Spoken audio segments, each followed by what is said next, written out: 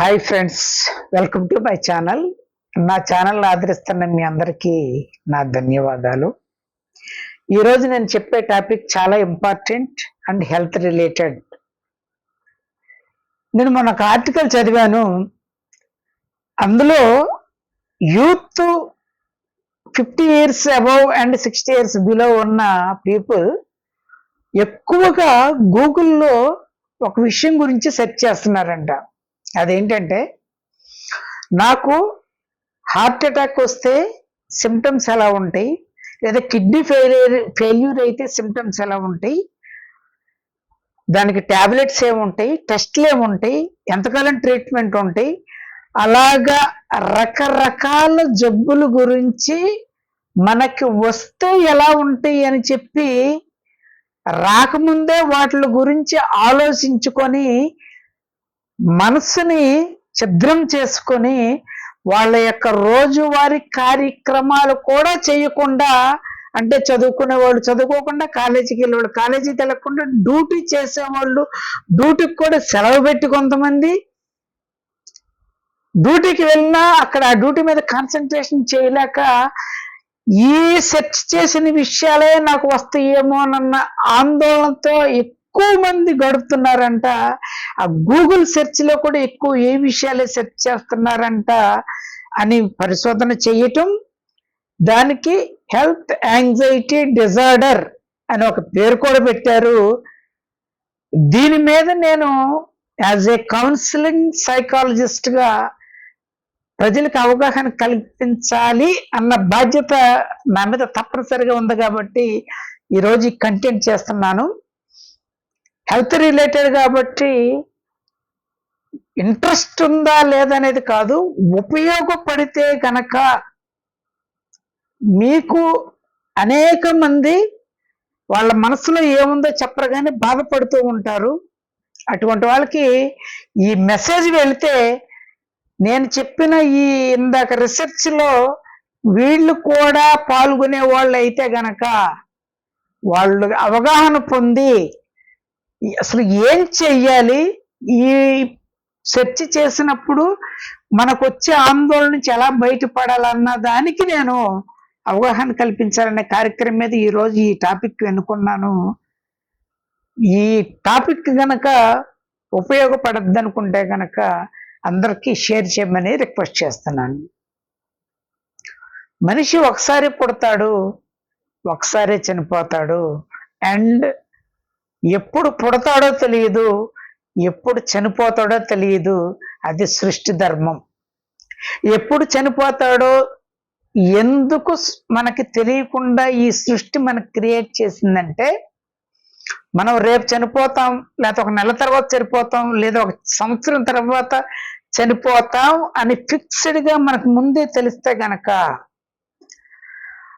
చనిపోయే డేట్ వరకు మనం లైఫ్ లో అనుభవించాల్సిన అన్ని అనుభవించకుండా ఆ చనిపోయే రోజు కోసమే దిగులుతో, భయంతో, ఆందోళనతో ఎదురు చూస్తూ ఉంటామని చెప్పి అసలు లైఫ్కి వాల్యూ అనేది లేకుండా చేసుకుంటామని, మనం ఎప్పుడు చనిపోతాం అనేది ఈ సృష్టి మనకు క్రియేట్ చేయలేదు. కానీ తప్పనిసరిగా చనిపోతామని తెలుసు. అయినా సరే చాలా మంది లేనిపోయినవి మనకు వస్తే ఎలా ఉంటుంది, వాటికి ఏం చేయాలి అన్నది కొంతవరకు అవగాహన ఉండాలి. తప్పనిసరిగా కొంతమంది సజెషన్స్ కూడా తీసుకోవాలి, అది అవసరమైనప్పుడు. కానీ మనకి ఏమీ లేకుండా ఆరోగ్యంగా ఉన్నప్పుడు పెద్దగా మనకి ఏదైనా జబ్బు వస్తుందేమో, వస్తే ఎలాగా అని నలుగురితో షేర్ చేసుకుంటాం, ఎక్కువగా గూగుల్లో సెర్చ్ చేసుకుంటాం, లేదా అటువంటి టాపిక్లే విని అది నాకే వస్తే ఎలా ఉంటుందని ఊహించుకునే వాళ్ళు మాత్రం తప్పనిసరిగా మానసిక ఆందోళనతో, వాళ్ళు యాంగ్జైటీ డిజార్డర్తో ఉన్నారని పర్ఫెక్ట్ గా చెప్పొచ్చు. దానికి ఉదాహరణ చెప్తాను. ఒక వ్యక్తి ఉన్నారు, ఆయన తెల్లారుతున్న లెగిసిన వెంటనే ఆయనకి కిడ్నీ ఉండే ప్లేస్ లో కొంచెం నొప్పిగా ఉంది. వెంటనే కిడ్నీ ఉండే ప్లేస్ లో నొప్పి వచ్చిందంటే అనంగానే కిడ్నీ నొప్పి వస్తే ఏం చేయాలి? ఓహో, వెంటనే కిడ్నీ నొప్పి కనుక ఎక్కువగా ఉంటే ఓహో దానికి డయాలసిస్ చేస్తారంట. డయాలసిస్ చేసి చేసి కొంతకాలం అయిన తర్వాత డయాలసిస్ చేసే సిచ్యువేషన్ వస్తే మనిషి చనిపోవటమే అన్న ఒక డిసిషన్ లో ఆయన విన్న విషయమో, లేకపోతే చూసిన విషయమో, లేకపోతే చదివిన విషయమో గుర్తుకొచ్చిన వెంటనే ఫోన్ తీసుకొని కిడ్నీ ఫెయిల్యూర్ అని సెర్చ్ చేసినామంటే అనేక మంది తెలిసిన విషయాలు, అనేక రకాలు ఫీడ్ చేసిన విషయాలు లక్షల కొద్దికి వస్తాయి. అందులో అనేక మంది వాళ్ళ అభిప్రాయాలు చెప్తారు. అందులో నిజం కొన్ని ఉంటాయి, తెలిసి తెలియక అవగాహన లేకుండా చేసిన వీడియోలు కూడా చాలా ఉంటాయి. ఇతను అన్నీ చూస్తాడు కాబట్టి మనస్సు ఎప్పుడు ఏం కోరుకుంటుందంటే మనకి ఇక్కడ పెయిన్ వస్తుంది కాబట్టి మనకి ఎవరైతే కొంచెం నెగిటివ్ గా చెప్పారో ఓహో దీనికి రిలేటెడ్ గా ఉన్నాయి కాబట్టి మనకు వచ్చేసింది అని ఒక డిసిషన్కి వచ్చేసి ఆయన అవన్నీ సెర్చ్ చేసిన తర్వాత ఇంట్లో వాళ్ళందరూ కంగారు పెట్టేసి నాకు కిడ్నీ పెయిన్ వచ్చేస్తుంది అని చెప్పి కంగారు చేసేటప్పటికి ఇమ్మీడియట్ గా హాస్పిటల్కి తీసుకెళ్లారు. తీసుకెళ్ళిన వెంటనే డాక్టర్ గారు చేసిన టెస్టులు, చేయవలసిన టెస్టులు, కిడ్నీకి సంబంధించిన టెస్టులు అన్నీ చేసిన తర్వాత ఆయన్ని పిలిచి వాళ్ళ ఫ్యామిలీ మెంబర్స్ని పిలిచి మీకు ఏ రకమైన కిడ్నీ ప్రాబ్లం లేదండి, మీకు బ్యాక్ పెయిన్ లేదా కిడ్నీ ప్లేస్లో నొప్పి రావటానికి అనేక రకాల కారణాలు ఉండొచ్చు. పడక సరిగ్గా కుదరకపోయినా రావచ్చు, లేకపోతే గ్యాస్ పెయిన్ అయినా రావచ్చు, ఏదైనా రావచ్చు. కాకపోతే మీరు కిడ్నీకి సంబంధించిన పెయిన్ అని మీరు ఇక్కడ నా దగ్గరకు వచ్చారు కాబట్టి మీకు అవగాహన కల్పించడం నా బాధ్యత కాబట్టి డయాబెటీస్ని కంట్రోల్లో ఉంచుకోండి, బీపీని కంట్రోల్లో ఉంచుకోండి, కొలెస్ట్రాల్ కంట్రోల్లో ఉంచుకోండి, వెయిట్ని పెరగకుండా చూసుకోండి. ఇవి కనుక మీరు రెగ్యులర్గా మెయింటైన్ చేస్తూ ఉన్నట్లయితే గనక మీకు కిడ్నీ ప్రాబ్లం అనేది ఎట్టి పరిస్థితిలో రాదు. వేరే కారణాల వల్ల ఎప్పుడైతే వచ్చినా ముందు ఈ సిమ్టమ్స్ బయట పడితేనే మీకు కిడ్నీ ఫెయిల్ అయ్యే, కిడ్నీకి సంబంధించిన వ్యాధి వస్తుంది, వచ్చినమ్మటే ఫెయిల్ అవ్వదు. అండ్ ఎక్కువగా పెయిన్ కిల్లర్స్ కూడా వాడినా సరే మీకు చాలా కాలం పెయిన్ కిల్లర్స్ వాడితే కిడ్నీ ఫెయిల్ అయ్యే అవకాశం కూడా ఉంటుంది అని వాళ్ళకి చెప్పిన తర్వాత సరే ఈ నొప్పి తగ్గటానికి మీకు ఒక 2 రోజులకి పెయిన్ కిల్లర్స్ రాసిస్తున్నాను అనగానే ఆయన అంటే అదేంటి డాక్టర్ మీరు పెయిన్ కిల్లర్స్ వాడొద్దు అన్నారు కదా, మరి నాకు ఇప్పుడు పెయిన్ కిల్లర్స్ రాస్తారంటున్నారు, ఒకవేళ నాకు కిడ్నీ ఫెయిల్ అయిపోతున్నప్పటికి డాక్టర్ షాక్ అయిపోతారు. ఏమండి నేను చెప్పింది రెగ్యులర్గా వాడకూడదని చెప్పాను. ఏదైనా నొప్పి వచ్చినప్పుడు పెయిన్ కిల్లర్ మీరు కాదు నేను కూడా వేసుకుంటాను, ఒక 2 రోజులకు వాడండి, ఏమి కంగారు పడమాకండి, టెన్షన్ ఏమీ లేదు, మీకు హెల్త్ అంతా హ్యాపీగా ఉంది, చాలా బాగుంది అని చెప్పేటప్పటికి ఆయన బయటకు వచ్చినప్పుడు మొట్టమొదటి చేసిన పని ఏంటంటే డయాబెటీస్ అంటే షుగర్ చెక్ చేసుకునే మిషను, బీపీ చెక్ చేసుకునే మిషను, వెయిట్ చూసుకునే మిషను కొనుక్కొని ఆయన ఇచ్చిన టాబ్లెట్లు కొనుక్కొని ఫ్యామిలీ మెంబర్స్తో పాటు ఇంటికి వస్తారు. వచ్చిన తర్వాత రోజు నుంచి ఆయన చేసే పని ఏంటంటే గంటకు ఒకసారి షుగర్ చెక్ చేసుకుంటాం, బీపీ చెక్ చేసుకుంటాం, రోజుకు ఒక 10 సార్లు వెయిట్ చెక్ చేసుకుంటాం, నేను ఏమన్నా పెరిగానా లేదా. ఇలాగా చెక్ చేసుకుంటాం వల్ల ఒక రోజు ఎక్కువ చూపిస్తుంది, ఒక రోజు తక్కువ చూపిస్తుంది, ఒక గంట తర్వాత తక్కువ చూపిస్తే అమ్మో ఈ రోజు ఏంటి నిన్న తక్కువగా ఉంది, ఈరోజు షుగర్ కొంచెం ఎక్కువగా ఉంది ఏంటి అంటే షుగర్ ఎక్కువ అయిపోతే కనుక ఒకవేళ ఏమన్నా అయిపోద్దా, అసలు షుగర్ వాల్యూస్ ఎంత ఉండాలంటే మళ్ళీ గూగుల్ సెర్చ్, షుగర్ వ్యాధి ఉంటే గనక నార్మల్ వాల్యూస్ ఏంటి, బార్డర్ లైన్ లో ఎప్పుడు వస్తుంది, దానికి సిమ్టమ్స్ ఎలా ఉంటాయి, దానికి టాబ్లెట్లు ఎలా ఉంటాయి అని వాడి అందులో ఒకరు చెప్తారు మీరు డయాబెటీస్ టాబ్లెట్స్ వాడినప్పుడు 3 months కి HbA1c టెస్ట్ అని ఒకటి ఉంటుంది, ఆ టెస్ట్ చేసిన తర్వాతే మనకి కరెక్ట్ గా ఉందా లేదా అని తెలుస్తుంది. ఈ మిషన్ మీద చూపించినప్పుడు ఒకసారి ఎక్కువ చూపించవచ్చు, తక్కువ చూపించవచ్చు, అందు గురించి బ్లడ్ ని డైరెక్ట్ గా ఇస్తేనే మనకి వాల్యూస్ తెలుస్తాయి అనగానే వెంటనే తెల్లారి పొద్దున్నే ఆ ప్రికాషన్స్ చూసుకొని ఒక చోటకి వెళ్ళి బ్లడ్ ఇచ్చేస్తారు. ఇచ్చిన తర్వాత టెస్ట్ వస్తే అందులో కూడా నార్మల్ అయిన తర్వాత ఈయనకు వచ్చిన మొదటి ఆలోచన ఏంటంటే ఇదేంటి నిన్న మిషన్ లో చూస్తే ఎక్కువ చూపించింది, ఈరోజు టెస్ట్ చూపిస్తే తక్కువ వచ్చింది ఏంటి? ఓహో, ఒకవేళ ఆ ల్యాబ్ వాళ్ళు నా బ్లడ్ బదులు వేరే వాళ్ళ బ్లడ్ నా బ్లడ్ అనుకుని చెక్ చేసి రిపోర్ట్ ఇచ్చేసారేమో అని చెప్పి వేరే ల్యాబ్కి వెళ్తాం, అక్కడ చెక్ చేయించుకుంటాం. ఇలాగా ఆయన జీవితంలో ఆయన బ్రతికినంత కాలం ఆయన డ్యూటీకి సెలవు పెట్టేశారు. ఒకవేళ డ్యూటీకి వెళ్ళినా ఈ మిషన్ కూడా ఆయన దగ్గరికి పట్టుకెళ్తాం, వేయింగ్ మిషన్ తప్ప చెక్ చేసుకుంటంతో అందరి దృష్టిలో ఈయన ఏంటంటే ఒక దీర్ఘకాలిక రోగిలాగా తయారైపోయి, ఏ రోగం లేకపోయినా దీర్ఘకాలిక రోగంగా ఉన్న వ్యక్తులుగా తయారైపోతే అందరూ మీకు ఏమైంది అని అడిగితే అందరూ ఏమైంది ఏంటి నన్ను అడుగుతున్నారంటే నాకు ఇంకేదో అయిపోయిందేమోనని చెప్పి ఆందోళనతో బతకటం, జీవితాన్ని రోజుల్ని గడపటం మొదలు పెట్టాడు. ఇది ఒక ఎగ్జాంపుల్. అనేక మంది ఈ రోజుల్లో సింపుల్ గ్యాస్ పైన ఇస్తే హార్ట్ అటాక్ కనుక్కొని హార్ట్ స్పెషలిస్ట్ దగ్గరికి వెళ్ళి ఈసీజీ తీపిచ్చేసుకుంటారు, యాంజియోగ్రామ్ చేపించేసుకుంటారు. అవసరమైతే హార్ట్ సంబంధించిన స్టంట్లు కానీ బైపాస్లు కూడా సిద్ధపడిపోయి వెళ్ళిపోతారు. అక్కడికి వెళ్ళిన తర్వాత డాక్టర్ గారు ఇది గ్యాస్ పెయిన్ అండి, మీకేం ప్రాబ్లం లేదు, హార్ట్ సిమ్టమ్స్ అంటే కనుక ఇలాగ చేయి లాగటం లేకపోతే ఇంకో లాగటం, ఇకారం, వామిటింగ్స్ ఇలా ఉంటాయి, దానికి కూడా ముందు సిమ్టమ్స్ కొన్ని చూపిస్తాయి అనగానే ఆ సిమ్టమ్స్ వస్తాయా లేదా అని ఎదురు చూస్తూ ఉంటాడు.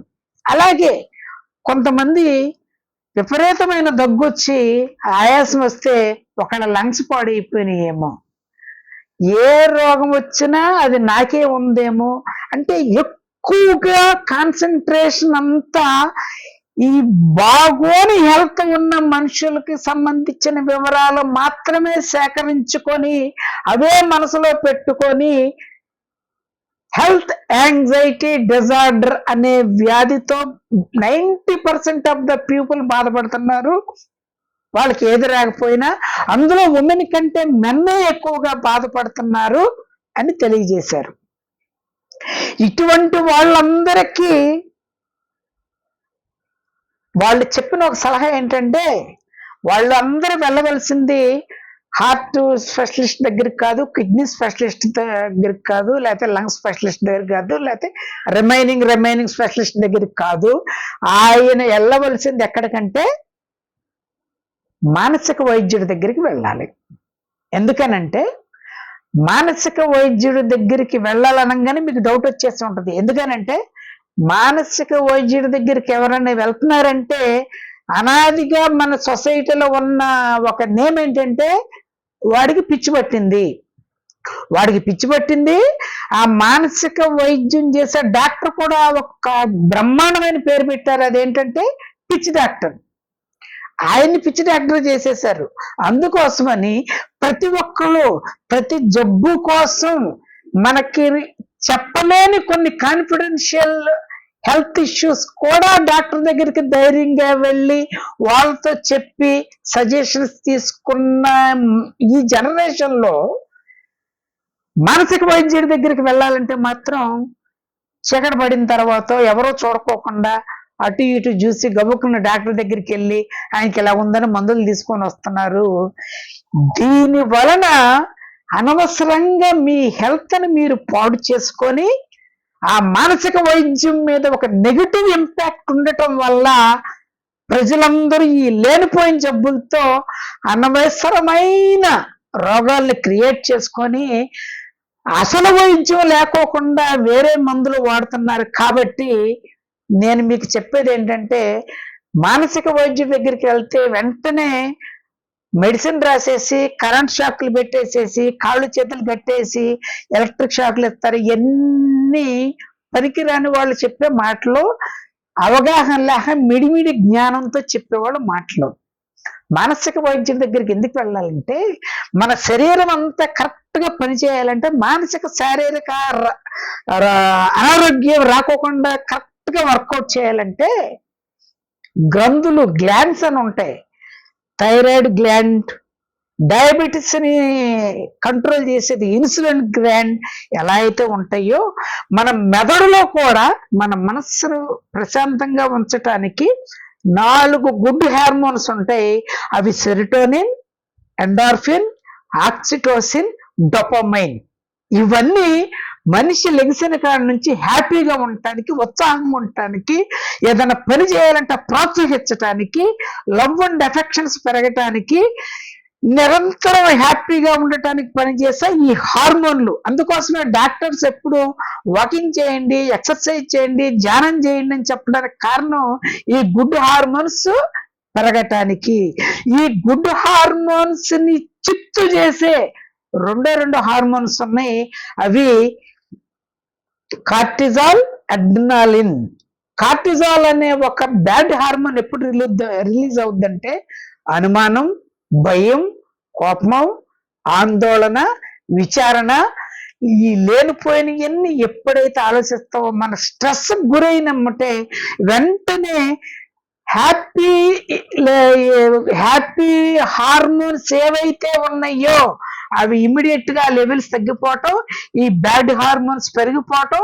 అవి పెరిగినమ్మంటే మనిషి ప్రవర్తనలో మార్పులు వచ్చి అతనికి తెలియకోకుండానే, డిజార్డర్ అంటే ఏంటి, ఆర్డర్ అంటే కరెక్ట్ గా ఉంటాం, డిజార్డర్ అంటే రివర్స్ గా పనిచేయటం. అది మన మనస్సులో హ్యాపీ హార్మోన్స్ ప్లేస్ లో బ్యాడ్ హార్మోన్స్ ఎక్కువైపోతే రివర్స్ గా పనిచేస్తాం. అదే జరుగుతుంది. ఆ డాక్టర్ ఇచ్చే వైద్యం కూడా ఆ గుడ్ హార్మోన్ లెవెల్స్ పెంచి మనల్ని సంతృప్తి పరచటానికి టాబ్లెట్స్ వాడతారు. కానీ దానికి పిచ్చి పట్టేసిందనో లేక రకరకాల పేర్లు పెట్టేస్తున్నారని చెప్పి మీరు పిచ్చోళ్ళు అనుకోమాకండి, డాక్టర్ని కూడా పిచ్చివాళ్ళు చేయమాకండి. ఇవి ఎందుకు చెప్పానంటే ఈ రోగంతో బాధపడే వాళ్ళు రోజు రోజుకు ఇంక్రీజ్ అయిపోయి వాళ్ళ జీవితాన్ని సర్వనాశనం చేసేసుకొని ఏ హ్యాపీనెస్ లేకోకుండా ఎప్పుడో చనిపోయే వాళ్ళు అనుక్షణం దినదినగండం నూరేళ్ళ ఆయుష్ అంటారు కదా. అందుకోసమని దినదినగండం నూరేళ్ళ ఆయుష్ అంటే ఏంటి, రోజు భయపడుతూనే ఉంటాడు, 100 సంవత్సరాలైనా బతుకుతాడు. అటువంటి లైఫ్ అనవసరం కదా మనకి. ఎప్పుడైనా చనిపోతాడు, అది మాత్రం గ్యారంటీ. కానీ ఈ లోపే ప్రతిరోజు చనిపోయి బతకటం కూడా ఒక బ్రతికేనా. అందుకోసమని మీకు ఇటువంటి విషయాలు గూగుల్లో సెర్చ్ చేయమాకండి. ఎందుకనంటే అనవసరమైన విషయాలు అనేకమైనవి ఉంటాయి. అండ్ మీరు చేయవలసింది డాక్టర్ని నమ్మాలి, ఆ ల్యాబ్ లో టెస్టులు చేసే వాళ్ళని కూడా నమ్మాలి. అఫ్ కోర్స్ ఎప్పుడన్నా చిన్న చిన్న మిస్టేక్స్ జరగచ్చు, కానీ వాళ్ళెవరికో జరిగింది కదా అని మనకు కూడా జరిగిపోతాయి అని చెప్పి ఎవరో చేయరు. కొంతమంది ఉంటారు, డాక్టర్స్ దగ్గరికి ఎక్కువ మంది పేషెంట్లు వస్తున్నారు కదా, ఇంతకు ముందు వచ్చినోడు జబ్బుకి సంబంధించిన పేషెంట్ తాలూకా టాబ్లెట్స్ నాకు రాసేసాడేమోనని ఆ టాబ్లెట్స్ తీసుకొచ్చినప్పుడు గూగుల్లో సెర్చ్ చేయటం, ఈయన ఏ వ్యాధికి వెళ్ళాడు ఆ వ్యాధికి ఈయన ఇచ్చిన టాబ్లెట్ సరిపోయిందో లేదో చూడటం, అప్పుడు వేసుకుంటున్నారు. ఇది గూగుల్లో సెర్చ్ చేసేటట్టయితే మనకి డాక్టర్ల దగ్గరికి ఎందుకు, వాళ్ళకి అవగాహన కల్పించడానికి ఇన్ఫర్మేషన్ ఇస్తారు. కానీ కరెక్ట్ మెడిసిన్ ఇచ్చేది సర్టిఫైడ్ డాక్టర్ మాత్రమే. అండ్ సర్టిఫైడ్ ల్యాబ్స్ కి వెళ్ళండి. ఎక్కువగా ఆందోళన పడమాకండి, భయపడమాకండి. అండ్ మానసిక వైద్యుడికి పిచ్చి డాక్టర్ అనే పేరు తీసేసి మనకు ప్రశాంతతనిచ్చే డాక్టర్ కాబట్టి మనం తప్పనిసరిగా దగ్గు వచ్చినప్పుడు ఎలాగే వెళ్తామో, ఏదన్నా దురదలు వచ్చినప్పుడు స్కిన్ స్పెషలిస్ట్ దగ్గరికి ఎలాగే వెళ్తామో, మన మనస్సు సరిగ్గా ఉందో లేదో అనుక్షణం మనకి మన అంతరాత్మ గుర్తు చేస్తూనే ఉంటుంది.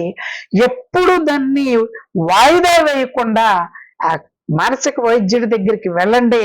వాళ్ళు వెళ్ళిన తర్వాత కౌన్సిలింగ్ ఇస్తారు. మాలాంటి కౌన్సిలర్స్ వాళ్ళ దగ్గరికి పంపించి ఆయన వ్యాధి ఏంటి, అసలు ఎందుకు బాధపడుతున్నాడు, వారి జీవిత చరిత్ర ఏంటి, ఇదివరకు ఎవరికైనా ఇటువంటివి ఉన్నాయా వాళ్ళ ఇంట్లో అని తెలుసుకొని ఏ సందర్భంలో వచ్చినాయి అని సర్టిఫైడ్ కౌన్సిలర్స్ అనేక మంది ఉంటారు.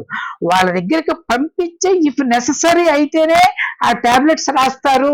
మరి తీవ్రమైన అనారోగ్యంతో వెళ్ళిన వాళ్ళకి ముందు టాబ్లెట్స్ రాసిన కౌన్సిలింగ్ అనేది కంపల్సరీ. కాబట్టి ఇదివరకు మనకి కౌన్సిలింగ్ ఇచ్చేవాళ్ళు మన తల్లిదండ్రులు, వాళ్ళ తల్లిదండ్రులు. ఇప్పుడు వాళ్ళు మన ఇంట్లో ఉండట్లేదు కాబట్టి ఈ జనరేషన్ లో నేను, నా భార్య, నా పిల్ల అంతే. లేదా అదొక మర్చిపోయాను, సెల్ ఫోన్. ఈ 4 ఉంటే చాలు లైఫ్ గడిపేయచ్చు అనే స్టేజ్ లో ఉన్నాం. కాబట్టి మనకి ఏదన్నా వ్యాధి కానీ ఏదన్నా భయం కానీ అనిపించినప్పుడు ముందు మీ మనసు క్లియర్ చేసుకోండి, రెగ్యులర్గా వ్యాయామం చేయండి.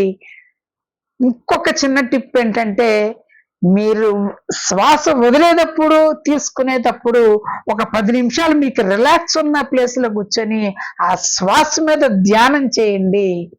చాలా వరకు ఇటువంటి ఆలోచనలన్నీ రాకుండా ఉండటానికి ఇది ప్రికాషన్. బాగా తీవ్రంగా ముదిరిపోయిన తర్వాత ఎలాంటివి చేస్తే తగ్గలేదంటని మళ్ళీ నన్ను కామెంట్స్ లో తిట్టమాకండి. మీకు స్టార్టింగ్ స్టేజ్ లో ఉన్నప్పుడు ఇటువంటి పనులు చేయండి. టాబ్లెట్స్ వాడుతా ఉన్న తర్వాత కూడా ఇటువంటివి చేస్తే టాబ్లెట్స్ వాడే రోజులు తగ్గిపోతాయి కాబట్టి హ్యాపీగా ఉంటారు. మరి ఈ కంటెంట్ యూజ్ఫుల్ అని మరి నేను అనుకుంటున్నాను. మీరు ఎంతమందికి షేర్ చేశారో, ఎంతమందికి ఎన్ని వ్యూస్ వచ్చినాయో, లేకపోతే ఎంత వాచ్ అవర్ పెరిగిందో అన్న విషయం నాకెప్పుడు తెలుస్తుందంటే ఈ వీడియో చూసిన తర్వాత నాకు వచ్చే రిపోర్ట్ బట్టి నేను క్యాల్కులేట్ చేసుకుంటాను. ఎస్పెషల్లీ ఐఎమ్ రిక్వెస్టింగ్, ఈ టాపిక్ మాత్రం ఇంపార్టెంట్ కాబట్టి అనేకమైనవి మీరు షేర్ చేసినట్టుగా ఈ టాపిక్ కూడా మీకు నచ్చిన వాళ్ళకి తెలిసిన వాళ్ళందరికీ షేర్ చేయమని మరొకసారి రిక్వెస్ట్ చేస్తున్నాను. Thank you.